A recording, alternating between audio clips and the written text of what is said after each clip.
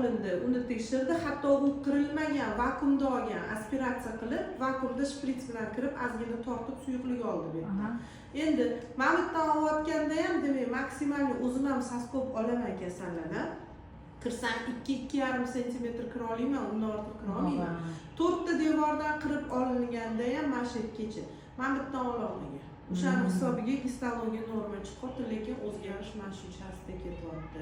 Hozir uxlab yotibdi, ertaga yugurtirib qo'yadi. O'shaning uchun ham o'tkazinglarga foto bilan kattalashdi. O'shaning uchun men aytaman, bularga to'g'ri meni gapim yoqmasligi mumkin. Chunki boshqa doktorlar hammasi zo'r deb bularni tinchlantirib jo'natib yubordi. Lekin biz baribir nima deymiz, keyingi holatdan qo'rqamiz.